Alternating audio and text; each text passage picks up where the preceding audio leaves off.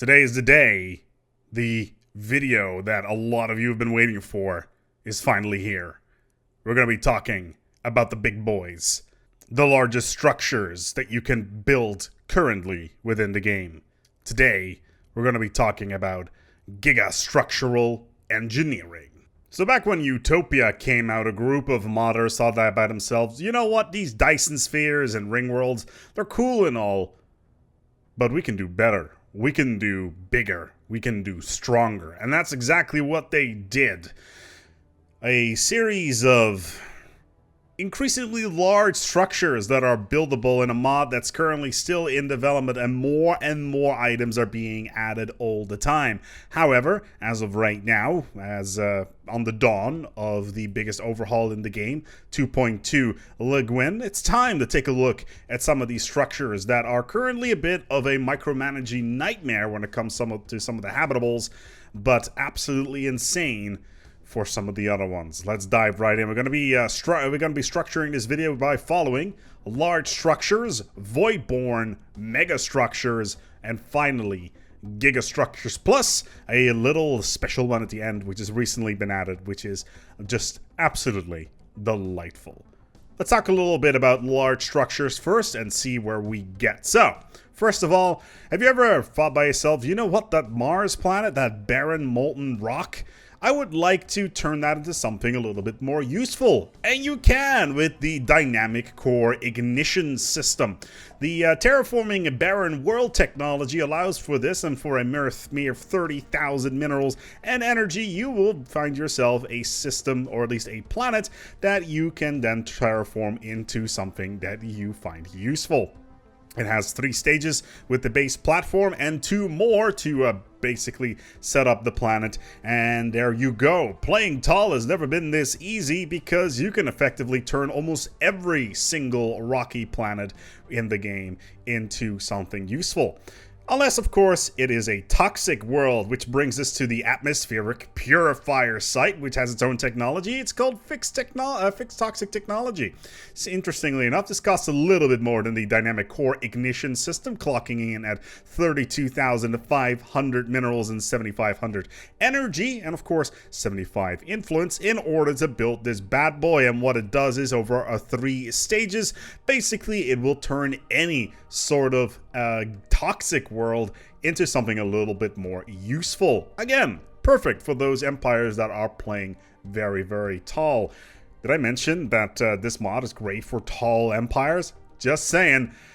Moving on to some orbitals. So if you feel that the habitat is not good enough and you've basically invested into that voidborn tech and you're just like, well, I would like to something bigger, enter the Elysium Advanced Habitat. Now you need the Elysium technology and the voidborn ascension perk for this, and it generates a 16 tile orbital, which basically costs you 15,000 minerals and 300 influence, and you can basically spam these everywhere. Is it a better option than the Dynamic Core Ignition System? Arguable. You can probably get it a little bit earlier, but still, having these all spammed around is quite nice, and they are a nice reference to the movie Elysium, even though they look exactly like Halos in their size, because Elysium was not really all that large. Then we have the Massive Zoo. The Massive Zoo is actually kind of good if you want to do all that terraforming that we talked about earlier, because it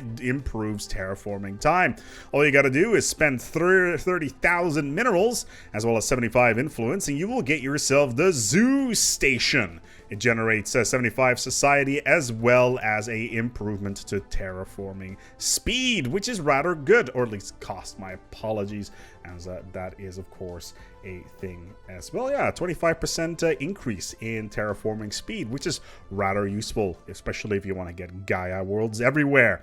Then there is the Military Academy. Now the Military Academy is a little bit special because you will need galactic force projection in order to max this bad boy out, because it has has not just one, not just two, not just three, but 4 tiers of setup, and you also need to be a little bit more militaristic than usual to get an easier chance of getting the tech. At 42,500 minerals, as well as 100 influence, this bad boy clocks in and gives you a rather large amount of additional fleet power, which is rather nice. Also makes your armies a little bit better.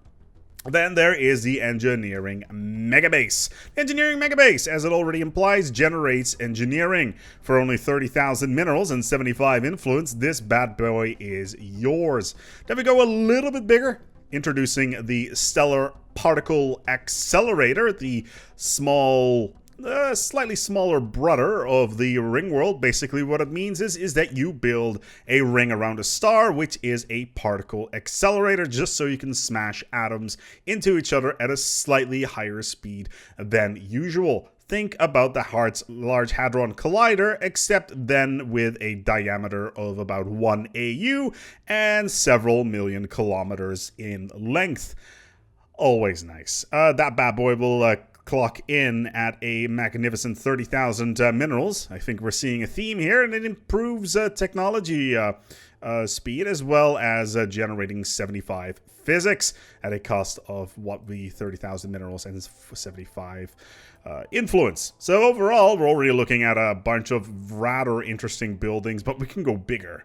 We can go larger. But before we get there, we're going to need to strip down some planets. Remember those barren planets from before? Sometimes you don't really have any use for them. So what do? Well, we put up a strip mine for 32,500 minerals, 5,000 energy, and 150 of that glorious influence. You can build a planetary strip mine that will generate up to 200 minerals and various strategic resources for your empire every single month. It's not Dyson Sphere good, but it's quite nice, especially if you're starting to gear up for the mid-game. But before we get to the mid-game, we need to talk about not the last habitat. There is one that's a little bit bigger, but that's later in the video. However, we're going to be talking about the Interstellar Habitat. A crazy amount of 80,000 minerals, 5,000 energy, and 150 influence basically means that you can build yourself a interstellar habitat, which is a building in the middle of space,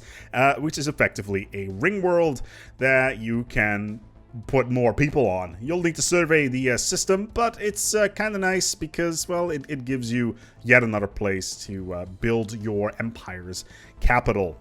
Let's move on to some of the more interesting stuff. Let's talk about the mega structures, or at least from my perspective would be the mega structures. Let's leave the planetary and kind of stellar stuff behind us, and let's move on towards the Yggdrasil Orchid Complex. Have you ever found yourself in a situation where you thought by yourself, you know what, I could use more food? How does 300 food per month suit your needs? I would guess so. As in addition, you get 250 society research and 150 physics at a mere cost of 50,000 minerals, 500 energy, and 75 influence. And also you'll need to seed a gas giant, because that's what this complex is built around, with 1,000 units of food, because you're going to be using the entire upper atmosphere as a gigantic Jovian farm. Oh boy. Speaking of gas giants, let's talk about the gas giant igniter. You know, in space there's these things called brown dwarves. They are very large, about a couple sizes the size of Jupiter, but they're not big enough to get their fusion cores running into an actual star. Let's change that, shall we? Let's pump about 60,000 minerals into this thing with about 30,000 energy as well for 75 influence, and we can generate ourselves a new star. Blow life into a system, and maybe even any sort of orbital bodies of that former brown dwarf will turn into planets that may be useful. Is this maybe something that you're looking for? Maybe. Could be interesting. But why not? Why not just do it for the hell of it? Let's talk a little bit then about star lifters. Star lifters are rather cool because, well, at some point your strip mines are going to run out of resources, and 200 minerals a month per strip mine is not really going to rock it. How about 1,000 minerals a month? That sounds nice. For 260,000 minerals, as well as 300 influence, you can be the proud owner of a stellar lifter device that will slowly strip down a star, generating up to 1,000 minerals when it's completed. And of course, in the interim stages, you will be able to get minerals as well. It has 1, 2, 3, 4, 5, 6 different stages of development, and they generally cost about 50,000 minerals per stage, except the first one, which only costs, well, 10,000. So that's not too bad, is it? You like black holes? Black holes are cool, right? How about an artificial black hole called a Kugelblitz? A Kugelblitz storage facility is going to increase your energy and mineral storage to, well, by about 15,000 extra, which is something you're going to need to get all these minerals to build the structures that are going to be following this. And for a mere 32,500 minerals, as well as 5,000 energy and 50 influence, you can be basically the owner of one of these structures and build it to your content. You're going to need a couple of these in order to get some of the gigastructures resources rolling that are queued up for later on. Sometimes you think about yourself, you know what, that star over there, that's pretty cool and all, but what if we crunch it down? What if we turn it into something smaller? Basically a stellar crusher. Now, a stellar crusher is a rather interesting device that basically takes every single star that it's built around and turns it into a smaller item, which is rather cool because it does produce a ridiculous amount of research with 6 different stages, all the way from a standard star, crushing it down into a smaller star, neutron star, and all the way to a black hole, and then you can even choose to blow it up. Fusion disruption technology is also necessary for this, but it will generate 750 physics research as well as 500 energy. Maintenance cost is 300 though, so that's something you need to watch out for. For only 100,000 minerals and 57,000 energy, you can also have a stellar crusher. Those were the mega structures. Let's move on to the king of space. Let's become a Kardashev size 3 empire. Introducing the Matryoshka Brain. The Matryoshka Brain is a virtual habitat. Basically what it does is it generates a location for your population. Over 700 pops can live in this thing, and let's put it this way, at 235,000 minerals and 10,000 energy, as well as 300 influence, you can also generate 1,500 signs of every single type a month. And you also get a bunch of special resources for it that basically mean that your fleet command limit increases, but also your shipyard building time and your robot resource production goes up by 25%. Oh boy, the Matryoshka Brain is amazing. The virtual reality complex is a thing. Now we're going to go off the road here a little bit and talk about the Shroud. If you want to build the following building, you will need to have access to the Shroud as well as the Transcendence Ascension perk. You will need to be able to use Mind Bullets. So, the Psychic Hyper Siphon, clocking in at 90,000 minerals and 20,000 energy and 150 influence, generates 500 society and physics research as well as 2,000 energy, which is far more than a Dyson Sphere does. And yeah, that's rather useful, especially considering how expensive a Dyson Sphere is with all of its solar panels. Rather cool, if I like to say so myself. But just be aware that something else may be inside of the Shroud that you may want to, you know, watch out for. The Penrose Sphere. So, a Penrose Sphere. Imagine you build a Dyson-esque item around a black hole, but the inside is made of a reflective material, and the particles inside the black hole will start to bounce between every single item almost consistently. It will go faster and faster, generating more and more energy.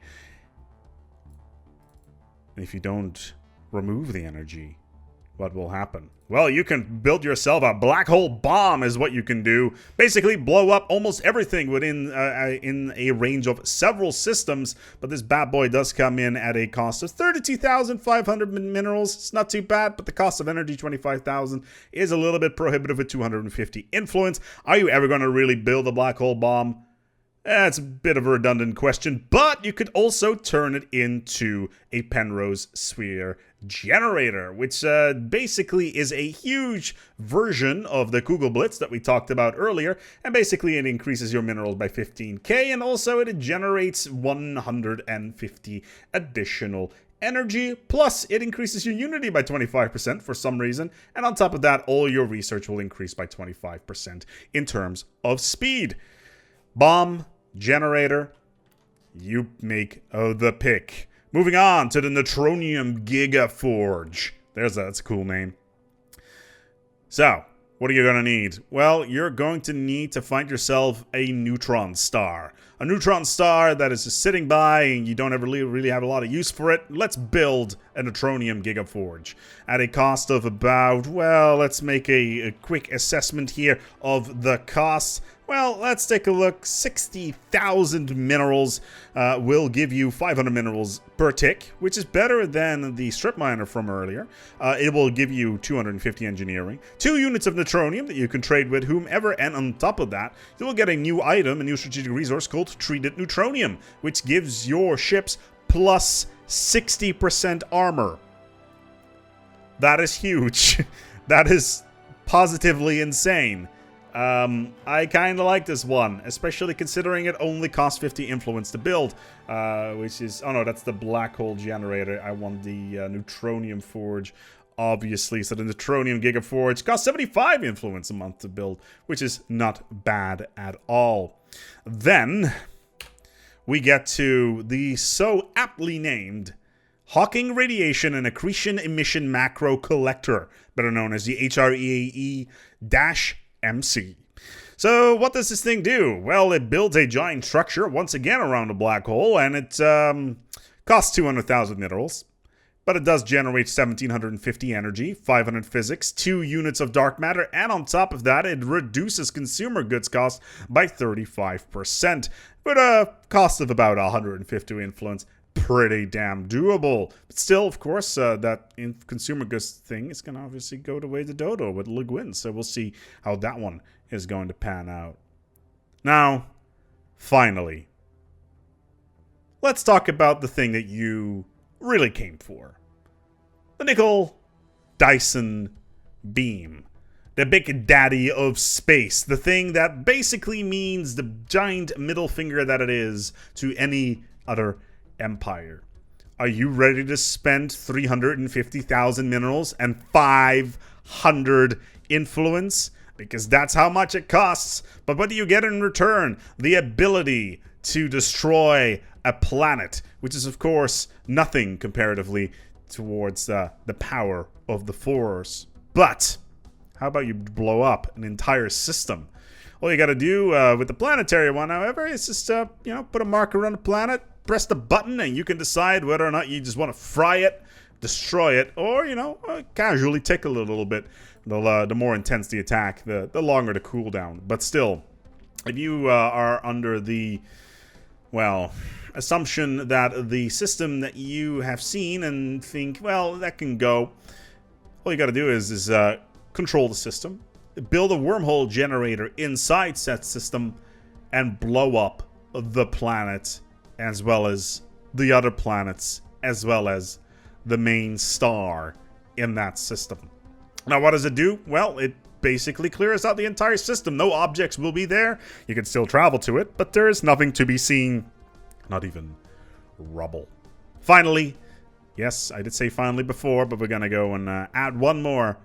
Introducing the War Moon. So, ever had an idea of, militarizing one of your moons, looked out the window and saw Luna and was like, you know what would make that better? Giant thrusters and a huge cannon that is basically a giant middle finger to whatever it finds. Well, introducing the War Moon. For 100 influence and 70,000 minerals, you too can be the proud owner of the ISS Baron attack moon that does, 65,000 damage per shot every 30 days.